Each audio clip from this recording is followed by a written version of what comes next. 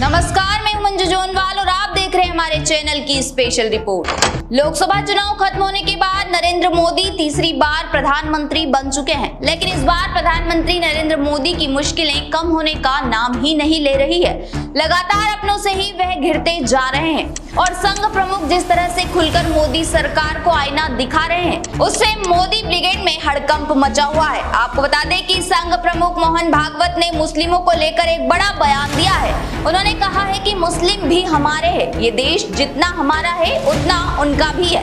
संघ प्रमुख के बयान के बाद लगातार भाजपाई घिरते जा रहे हैं और मोदी ब्रिगेड में हड़कंप मचा हुआ है। इसके साथ ही आपको बताते चले कि इससे पहले संघ प्रमुख मोहन भागवत ने मोदी सरकार को आईना दिखाने के लिए मणिपुर को लेकर भी एक बड़ा बयान दिया था। दरअसल मोदी सरकार की शपथ ग्रहण समारोह के ठीक एक दिन बाद संघ प्रमुख मोहन भागवत ने मणिपुर चुनाव राजनीतिक दलों के रवैये पर बात की।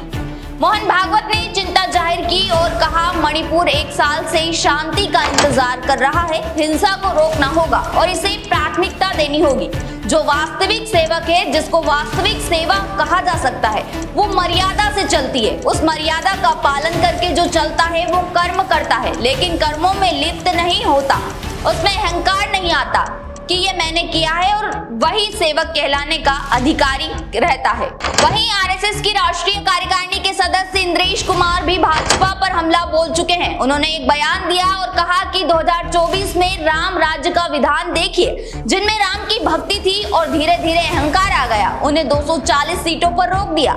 इतना ही नहीं, उन्होंने कई मुद्दों पर सत्तारूढ़ बीजेपी सरकार को नसीहत भी दी। बता दें, संघ की ओर से आलोचना का सिलसिला यही नहीं रुका। आरएसएस के मुखपत्र ऑर्गेनाइजर ने भी बीजेपी और पार्टी के वरिष्ठ नेताओं की आलोचना की। ऑर्गेनाइजर ने लिखा कि लोकसभा चुनाव के नतीजे भाजपा के अति आत्मविश्वासी नेताओं और कार्यकर्ताओं को आईना है। हर कोई भ्रम में था, किसी ने लोगों की आवाज नहीं सुनी। संघ के सदस्य रतन शारदा ने ये लेख लिखा और बीजेपी और मोदी सरकार की आलोचना की। जैसा कि आप सब जानते हैं कि एक तरफ जहां इस बार भारतीय जनता पार्टी को चुनाव में सीट कम आने के बाद तगड़ा झटका लगा है, तो वहीं दूसरी तरफ बीजेपी को हमेशा अपना समर्थन देने वाला संघ भी अब बीजेपी से अपना हाथ खींचता हुआ नजर आ रहा है। राजनीतिक विश्लेषकों का कहना है कि उत्तर प्रदेश में कम सीट भाजपा को इसलिए आई क्योंकि संघ ने इस बार भाजपा के राष्ट्रीय अध्यक्ष जेपी नड्डा का बयान को सीरियसली ले लिया। दरअसल जेपी नड्डा ने कुछ दिन पहले ही कहा था कि अब बीजेपी अपने पैरों पर खड़ी है। यही नहीं, इस बार के चुनाव में बीजेपी ने संघ से कोई मदद भी नहीं मांगी थी।